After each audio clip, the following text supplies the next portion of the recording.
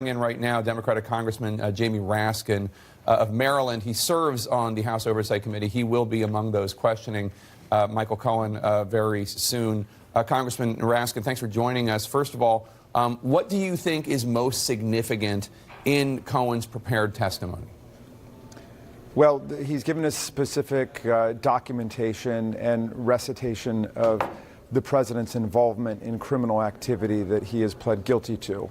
So we're going to want to nail down the details very specifically about the president's involvement in the hush money payoffs to the various women, which constituted illegal campaign contributions and expenditures at the same time. So there was clearly a conspiracy to circumvent the laws of the United States there. That's pretty significant. There are hints and glimpses of a lot of other things that the committee will want to follow during the questioning period of his discussion. That, you know, obviously this is a man who is unburdening himself, and he's called the president a racist, a con man, and a cheat. But we also want him to, you know, tell us some things that we don't know. So there's going to be a lot of fruitful paths of inquiry here today. It does seem as though Michael Cohen is really just opening Donald Trump's closet and spilling out as many skeletons as he can. We have information in here about, in the Cohen testimony, about his Vietnam deferments, President Trump's Vietnam deferments, about how much his net worth actually is. I mean, it's kind of like a greatest hits, if you will, of everything the president doesn't like to talk about. I don't know how legally significant these details are, and I wonder if you are concerned at all that it will come off as Michael Cohen just trying to get revenge.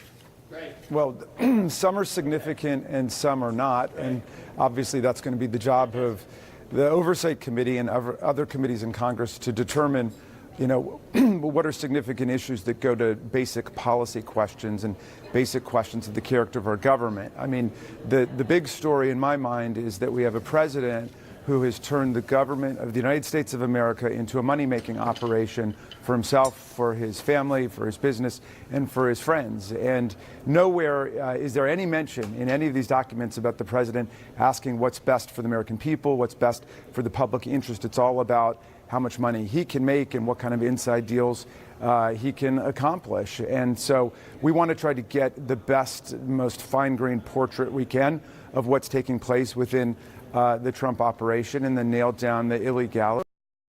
And then we've got to start to ask the question about whether this is a president who is an actual threat to the character of our republic. Congressman Raskin, the head Republican on your committee, Congressman Jim Jordan of Ohio, has pointed out that Democrats have called Michael Cohen to testify before Congress. And then in May, Michael Cohen is going to go to prison, partly because he had previously lied to Congress. How do you square the circle there? How do you know that he's going to be telling the truth, the whole truth and nothing but the truth, when he has already lied to Congress? Well, this is a president who, at least by the accounting of the Washington Post, has told more than 8,000 lies, and he's surrounded by a team of liars and prevaricators. Not under oath, though. I'm not defending it, but there is a difference between lies to the public and lies under oath. The point I'm making is that lying is the modus operandi of the Trump White House. So what do you expect a refugee from the Trump axis to be? I mean, it's somebody who's obviously very familiar with lying. But look, my Republican colleagues, let's be clear, they're not upset because Michael Cohen is lying. They're upset because he stopped lying. That's the difference. He's somebody who's going to jail for having told these lies, and he's coming clean now. But we have a president who obviously is still up to his neck in the lies of his administration. So we're trying to get at the truth here. Obviously, he's under oath today, and obviously we're looking for documentation for the things that he's saying. But this is one of the problems when you try to penetrate the fog of propaganda and lies, which are the Trump White House. Congressman Jamie Raskin, Democrat of Maryland, thank you so much. Appreciate your time today, sir.